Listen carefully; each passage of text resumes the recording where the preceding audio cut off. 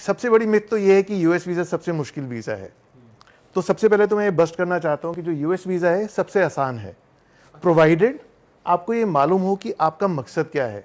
अगर आप ये कह रहे हैं कि मैं टूरिस्ट हूँ और आपने कहीं ट्रैवल ही नहीं किया, आपको कहीं का कुछ मालूम ही नहीं है और सीधे जाके खड़े हो गए यूएस वीज़ा की लाइन में कि मेरे को यूएस वीज़ा जाना है, unless you have a reason, भाई आपका वहाँ परिवार रहता है, आपका भाई है वहाँ पर जो वहाँ पढ़ाई कर रहा है और आप उसको मिलने जाना चाहते हैं, तो एक कारण होना चाहिए। सबसे पहले एक कारण होना चाहिए जाने का। जो वीज़ा ऑफिसर है उनकी जो समझ है वो ये है कि जो भी वीज़ा अप्लाई कर रहा है वो एक पोटेंशियल इमिग्रेंट है, वहाँ जाएगा वो रह जाएगा until you show your ties to your home country. अब बहुत सारी मिथ है कि लोग ये कहते हैं टाइज टाइज टाइज, उसका मतलब क्या है? अगर मैं इसको ब्रेक डाउन करूं तो social ties, financial ties and your professional ties to your home country, ये तीन चीज़ जो हैं ये बहुत महत्वपूर्ण होती हैं वीज़ा ऑफिसर को जानना। तो उनकी थिंकिंग यही होती है कि बंदा सेटल हो जाएगा अगर वो टूरिज्म के लिए भी जा रहा है, तो यही सोचते हो, इसलिए रिजेक्शन ज़्यादा होती है। देखिए, जैसे मैंने कहा कि अगर किसी ने कहीं ट्रैवल ही नहीं किया है और उसके पास कारण ही नहीं है जाने का और वो जाके कह रहा है कि मेरे को यूएस वीज़ा चाहिए, तो वीज़ा ऑफिसर को समझ में आना चाहिए ना भाई क्यों। तो पहला तो कारण होना चाहिए, उसके बाद आप यहाँ क्या करते हैं, ठीक है ना, आप कितने एस्टैब्लिश्ड हैं, आपका जॉब क्या है, आप फाइनेंशियली प्रोफेशनली या स्ट्रांग है कि नहीं है। तो जो भी कानून है किसी भी कंट्री का आप देख लेंगे, चाहे वो कनाडा हो, चाहे ऑस्ट्रेलिया हो, चाहे यूएस हो, उनका कानून ये कहता है आपके पास जाने का कारण होना चाहिए और उससे स्ट्रांग रीज़न होना चाहिए वापस आने का। ठीक है, जब तक आप ये चीज़ क्लियर नहीं करेंगे तो वो उसकी समझ में कैसे आएगा ये चीज़।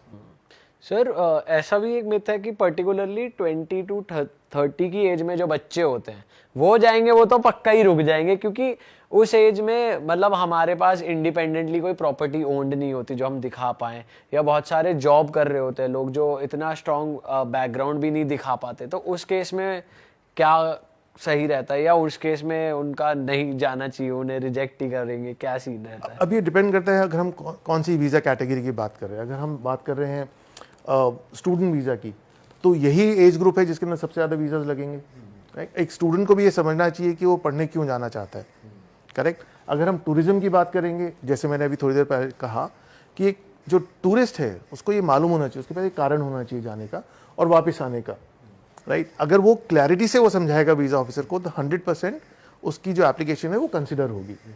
और जो स्टूडेंट्स में जो मिथ है कि यार मैंने इतनी मेहनत करी है, मैंने अपने SOPs लिख दिए, I-20 आ गया, I-20 आ गया। अब I-20 के बारे में बहुत सारा लोग बात करते हैं कि I-20 आ गया तो आपका वीज़ा लग जाएगा।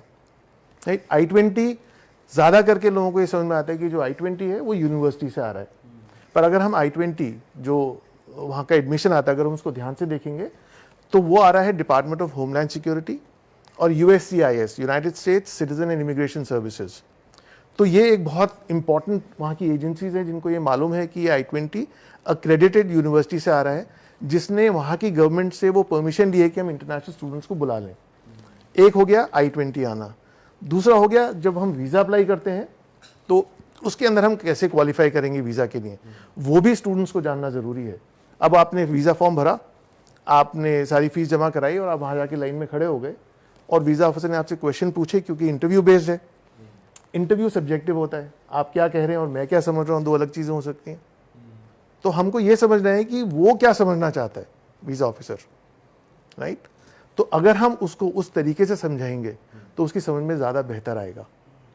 ठीक है ना। और बहुत सारे लोग हैं जो स्टूडेंट वीज़ाज़ या I-20s मंगाते हैं, लेकिन I-20 के बाद एक स्टूडेंट की प्रिपरेशन बहुत ज़रूरी है, जिसके बारे में हम विस्तार से भी बात कर सकते हैं अभी आगे। तो सर बताओ ना कि वो मतलब क्या सही तरीका है कि वो मतलब जैसे आप कह रहे हो उसे क्या समझ आना चाहिए, तो एक स्टूडेंट के लिए क्या ज़रूरी है कि वो उसे क्या समझाए, उसकी तैयारी कैसी होनी चाहिए बेसिकली? सो तैयारी करने की ज़रूरत होनी नहीं चाहिए, पहली चीज़। क्यों? क्योंकि जो आज हम कर रहे हैं, या हम सड़क पे चलते हैं, या हम कोई प्लेटफॉर्म पे या कोई ऐड पढ़ते हैं या अखबार पढ़ते हैं, तो हमारी तैयारी वहीं से शुरू हो जाती है। अब वो कैसे होती है?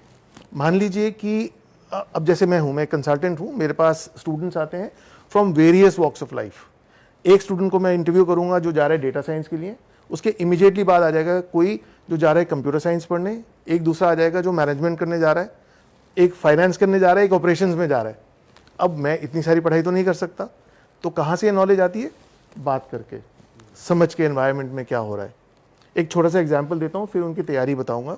एक स्टूडेंट आए मेरे पास, और इससे भी पहले मैं ये कहूँगा कि एक स्टूडेंट को सबसे पहले ये जानना चाहिए कि मैं ये पढ़ाई क्यों करना चाहता हूँ, मेरे करियर ऑब्जेक्टिव्स क्या हैं, राइट। अगर मेरा करियर ऑब्जेक्टिव मुझे मालूम है कि मेरे को डेटा साइंटिस्ट बनना है और इस कंपनी में काम करना है, फॉर एग्जांपल मेरे को काम करना है EY के अंदर या याहू के अंदर या गूगल के अंदर, तो उस कौन सी पोजीशन पे काम करना है, तो अगर मैं बैकवर्ड अपनी जर्नी करूँगा तो ईजी हो जाएगा फॉर एनीथिंग।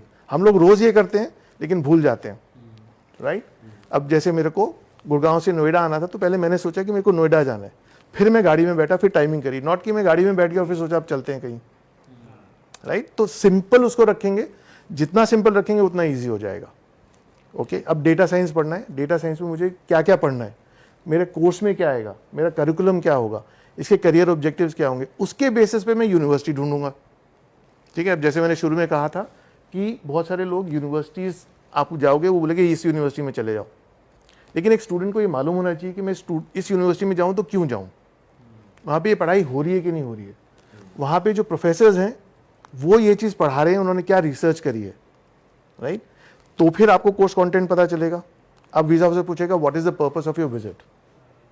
इससे पहले मैं सारे जो स्टूडेंट्स हैं मैं उनसे ये कहता हूँ कि जब आप वीज़ा अप्लाई करने जाते हो तो क्या वीज़ा ऑफिसर आपको जानता है, तो आंसर ही नहीं जानता, राइट। कितने लोग वीज़ा लाइन में खड़े हुए हैं, 800 लोग, राइट। उसके पास कितना टाइम है, 2 से 3 मिनट। उस 2 या 3 मिनट में क्या वो आपको जान सकता है, नहीं जान सकता। तो इन्फॉर्मेशन आपने देनी है जो रेलेवेंट होनी चाहिए, राइट। वॉलंटरीली आपको करना है। Why do you want to go to the US. अब इसके मोस्ट ऑफ द टाइम एक क्लीशेड आंसर जो है आप सब जगह सुनते हैं, जो वीज़ा ऑफिसर पक जाता है सुन सुन के, कि मैं यूएस पढ़ने जाना चाहता हूँ क्योंकि वहाँ की पढ़ाई बड़ी अच्छी है, ग्लोबल रिकग्निशन है, रिसर्च ओरिएंटेड है, प्रैक्टिकली डिजाइंड है। ये आंसर कौन दे रहा है? कोई भी दे सकता है, एक डॉक्टर भी दे सकता है, एक साइंटिस्ट भी दे सकता है, एक अंडरग्रेड भी दे सकता है। अगर मैं इस आंसर को चेंज करता हूँ और कहता हूँ कि sir I have done my bachelor's BTech in computer science और मैं 2 साल से इस कंपनी में काम कर रहा हूँ और मैं देख रहा हूँ कि टेक्नोलॉजी कैसे चेंज हो रही है और मेरे को डेटा साइंस में स्पेशलाइजेशन करनी है, क्योंकि जब मैं वापस आऊँगा तो मैं एक बेटर जॉब प्रॉस्पेक्ट्स के अंदर मैं अपनी करियर ग्रोथ कर सकता हूँ। तो मैंने उसको कारण बताया जाने का, क्या स्किल सेट्स, इंपॉर्टेंटली वापस आने का कारण मैंने उसको एक सटल तरीके से समझा दिया। स्टूडेंट्स के उस पे भी वो देखते हैं कि ये वापस आएगा, क्योंकि स्टूडेंट्स का तो ये भी एस्पिरेशन होता है कि हम वहीं पे जॉब करें, वहीं पे सेटल हो जाए, तो तब भी रीजन देना पड़ता है कि भाई झूठ मूठ के लिए बोल दो कि भाई आ जाऊंगा। So good question. ये क्वेश्चन में से बहुत सारे स्टूडेंट्स आके कहते हैं। अब हमको ये समझना है कि जो वीज़ा लॉ है वो लॉ इस तरीके से डिज़ाइन किया गया है। सो 2 चीज़ें, इसके 2 पार्ट्स हैं। पहला तो ये पार्ट है कि ये आज मैं कौन सी वीज़ा के लिए जा रहा हूँ, आज मैं स्टूडेंट वीज़ा के लिए जा रहा हूँ, तो मेरा पर्पस क्या होना चाहिए, पढ़ाई, करेक्ट। उसके बाद वो कहते हैं कि अगर आपने वहाँ जॉब करना है तो आपके I-20 के अंदर ही बिल्ट इन है OPT, which is called as optional practical training. उसके अंदर एक मैनेजमेंट प्रोग्राम है और एक है STEM programme, science, technology, engineering and mathematics. अगर आप इस प्रोग्राम में जाते हैं तो आपको 36 मंथ्स का स्टे बैक मिलता है to do your OPT, optional practical training, right.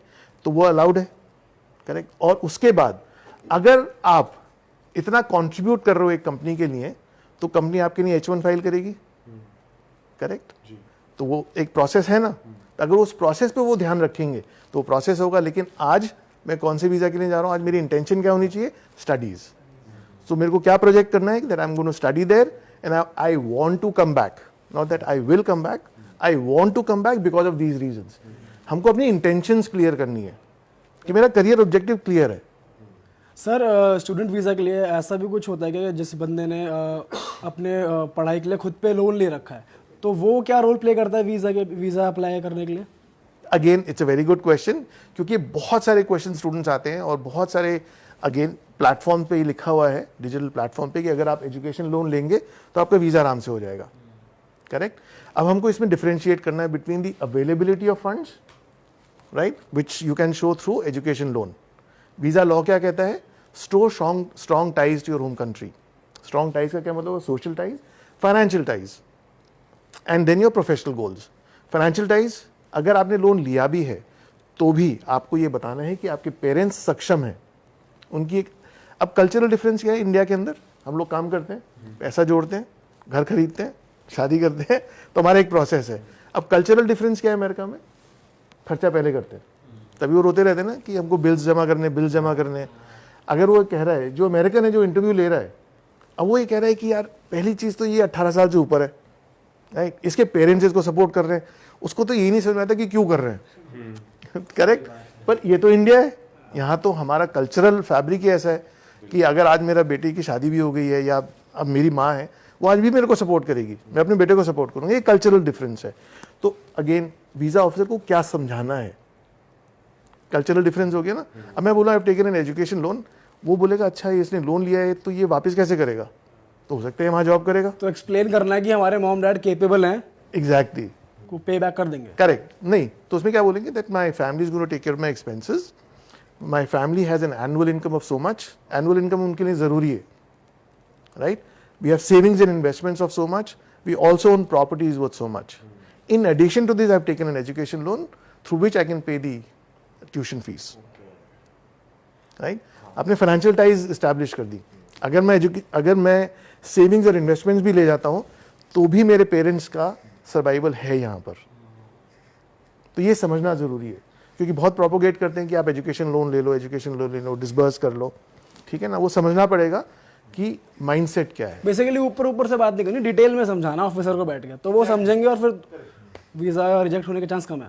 और सर अगर स्कॉलरशिप्स की बात करें, उसमें इजी होता है आपको मिल जाना वीज़ा, क्योंकि स्कॉलरशिप तो यूनिवर्सिटी से ही मिल जाती है। तो इसको अगर मैं इस तरीके से देखूं कि अगर इट्स अ गुड थिंग कि आपको स्कॉलरशिप मिली है, मेरे लिए बहुत गर्व की बात है यार स्कॉलरशिप मिल गई। अब मेरे को देखना है वीज़ा ऑफिसर क्या सोच रहा है।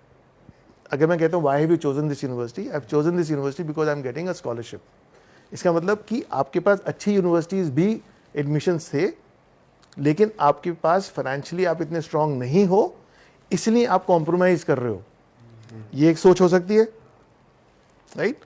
सब्जेक्टिव है इंटरव्यू, तो इसको प्रेजेंट कैसे करना है, राइट। अब most of the PhD students full scholarship मिलती है, लेकिन मैं तब भी उनसे कहता हूं कि आप फाइनेंशियल टाइज ज़रूर दिखाइए। आप अपने को प्रोजेक्ट कैसे करते हैं, आप दिखा क्या रहे हैं या उसको क्या समझा रहे हैं, तो समझना बहुत ज़रूरी है कि वीज़ा लॉ क्या कहता है। अगर हम उस तरीके से चलेंगे तो बहुत ईजी हो जाएगा, नहीं तो कॉम्प्लिकेट हो जाएगा, ठीक है ना। तो उसको समझना बहुत ज़रूरी है, उसको समझाना, और सीक्वेंस बहुत ज़रूरी है अपने आंसर का, ठीक है ना। हम लोग सब इंसान हैं, राइट। कई बार ऐसा होता है कि हम अपने फादर के पास गए और हमने बोला कि हमें जूता खरीदना है, वो भड़क गए, अरे क्यों खरीदना है, अभी तो लिया है। अगर मैं बोलूँगा कि यार मेरे स्कूल में ना स्पोर्ट्स डे है और मेरे को कंपटीशन में भाग लेना है और मेरा जूता फट गया है, अगर मैं ये जूता लेके जाऊँगा, मैं प्रैक्टिस करूँगा तो समझ में आएगा। अब मैं सीधा जाके बोलूँ, पर उनके पास डेटा है, वो डेटा इंस्टेंटली सामने आएगा। Why have you chosen this university, because I am getting 100% scholarship. उसका दिमाग चला डर, फाइनेंस में दिक्कत है कि क्या है भाई, कॉम्प्रोमाइज़ कर रहा है, इज ही अ स्टूडेंट। तो अब क्योंकि इतने साल हो गए काम करते हुए, तो कुछ मैंने डायलॉग्स निकाले हैं। वो डायलॉग्स ये हैं कि दो किस्म के स्टूडेंट हैं जो वीज़ा अप्लाई करते हैं, एक वो जो अमेरिका जाना चाहते हैं, एक वो जो अमेरिका जाके पढ़ना चाहते हैं।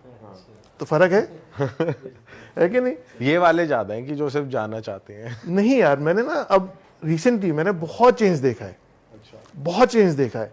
और नॉट ओनली जिस इंडिया के पार्ट को हम सोचते थे कि यहाँ से बहुत लोग चले आते हैं, वहाँ से भी लोग पढ़ने जा रहे हैं और जो प्रॉपर प्रोसीजर है उसके थ्रू जा रहे हैं, यू नो। और ये मेरे को 5-6 साल पहले समझ में आ गया था कि यार ऐसा होने वाला है, और ऐसा हुआ। अब लोग जीआरई को देने से डरते हैं, जीमैट देने से डरते थे, आज बहुत लोग अच्छा स्कोर लेके आ रहे हैं from tier 2 cities and tier 3 cities also, जो इंडिया के लिए एक बहुत अच्छी बात है।